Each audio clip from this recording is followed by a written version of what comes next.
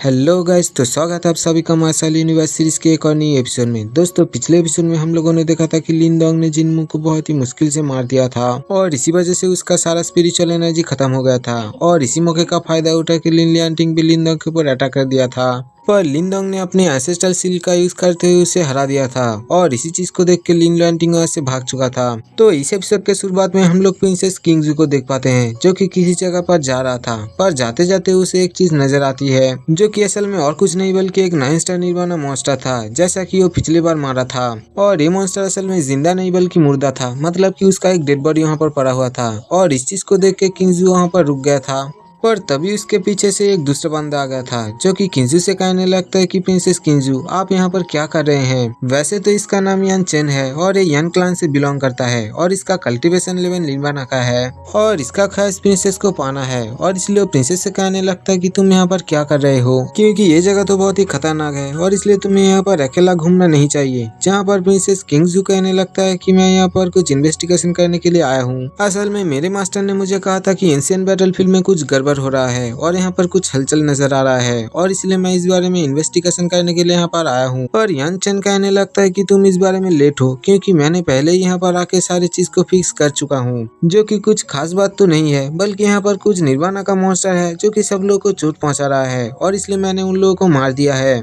और इसीलिए तुम्हें इस बारे में टेंशन लेने की कोई भी जरूरत नहीं है। पर प्रिंसेस किंजू उसे उस सील को दिखाते हुए कहने लगता है कि ये सील असल में उन सारे मॉन्स्टर के ऊपर लगा हुआ है और इसका सीधा मतलब ये है कि कोई एक है जो कि दूर से इन लोगों को कंट्रोल कर रहा है और वो लोग चाहता है कि एंशिएंट बैटलफील्ड में ऐसा हलचल होते रहे। जहाँ पर यान चेन कहने लगता है कि मुझे तो इस तरह का कोई भी सील नहीं मिला और मैंने इस बारे में नोटिस भी नहीं किया है, और अगर ये चीज हो रहा है तो फिर तो ये बहुत ही सोचने वाली बात है। जहाँ पर प्रिंसेस किंजू से कहने लगता है कि तुम्हें अगर अपने सारे सवालों का जवाब मिल चुका है तो फिर मैं यहाँ से जाना चाहूंगा, ताकि मैं इस इन्वेस्टिगेशन को आगे कंटिन्यू कर सकूं। और फिर देखा है तो प्रिंसेस किंजू वहाँ से उड़ते हुए चला गया था। और फिर उसके जाने के बाद ही यान चेन उसके स्मेल को एक विलेन की तरह लेते हुए कहने लगता है कि एक दिन ना एक दिन तुम मेरे हो जाओगे, भले ही इसमें कितना देर हो या फिर जल्दी हो, और इसलिए तुम्हें तो एक दिन मेरा होना ही होगा। और फिर ये कहते हुए उसके पीछे पीछे चला गया था। और फिर रास्ते में हम लोग कुछ लोगों को देख पाते हैं जो कि उन दोनों को देख चुका था। और फिर उनमें से एक बंदा अपने दोनों साथियों से कहने लगता है कि जल्दी से तुम इस बारे में सुपर सेक को इन्फॉर्म करो। जहाँ पर उसके ऐसी बात सुन के उसके दोनों साथी इस बारे में तैयार हो चुका था।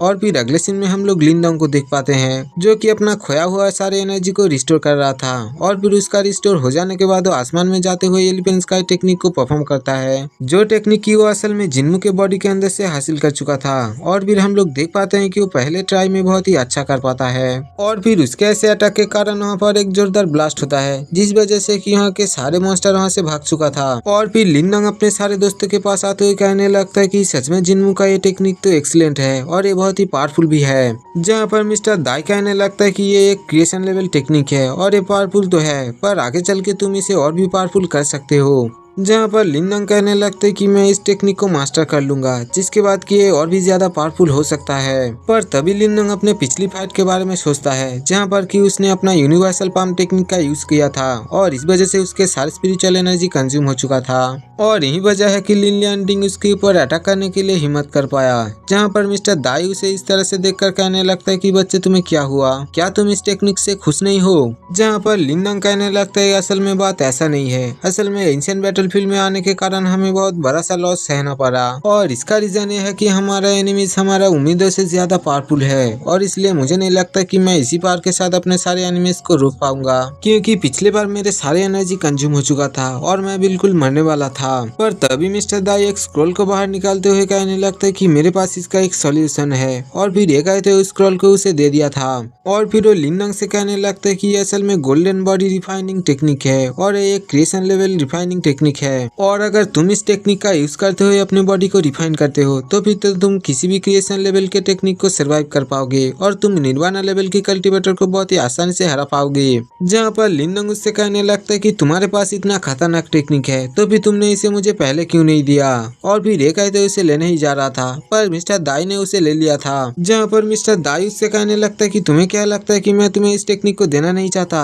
असल में बात ऐसा है कि इस टेक्निक को इतनी आसानी से परफॉर्म नहीं किया जा सकता क्योंकि इस टेक्निक को परफॉर्म करने के लिए तुम्हारे पास एक स्टेबल फाउंडेशन होना चाहिए और इसलिए मुझे अब ऐसा लग रहा है कि तुम्हारे पास एक स्टेबल फाउंडेशन है और इसीलिए मैंने इस टेक्निक को तुम्हें दिया है। और फिर लिनडोंग कहने लगता है कि अच्छा ठीक है, मुझे माफ कर दो। जहाँ पर मिस्टर दाई कहने लगता है कि तुम अपना स्टोरेज बैग मुझे देकर जाओ, क्योंकि इस टेक्निक को परफॉर्म करने के लिए तुम्हें बहुत सारे निर्वाणा पिल्स का जरूरत होगा। और फिर उसके ऐसी बात सुन के लिनडोंग अपना स्टोरेज बैग उसे दे दिया था। और फिर लिनडोंग उस टेक्निक को सीखने की कोशिश कर रहा था, जहाँ पर कि हम लोग देख पाते हैं कि उस टेक्निक के अंदर से बहुत सारा एनर्जी लिनडोंग के फोरहेड पे चला गया था। और फिर लिनडोंग अपने बॉडी को गोल्डन बॉडी में रिफाइन करने के लिए तैयार था, जहाँ पर मिस्टर दाई कहने लगता है कि तुम्हें अपना एसेटल सील को ओपन करना होगा और इस तरह से तुम इस टेक्निक को बहुत ही अच्छे से परफॉर्म कर पाओगे। और फिर उसके ऐसे बात सुन के लिनडोंग जल्दी से आसमान में चला गया था, जिसके बाद की वो अपना एसेटल ब्लैक होल को भी बाहर निकाल चुका था। जहाँ पर मिस्टर दाई से कहने लगता है कि तुम्हें ये बात याद रखना होगा कि तुम्हें जितनी भी दर्द हो, तुम्हें इस प्रोसेस को कंटिन्यू करना है, क्योंकि इस प्रोसेस में तुम्हें बहुत सारा निर्वाणा पिल्स को एब्जॉर्ब करना होगा और इसमें शायद तुम्हें बहुत पेन भी हो,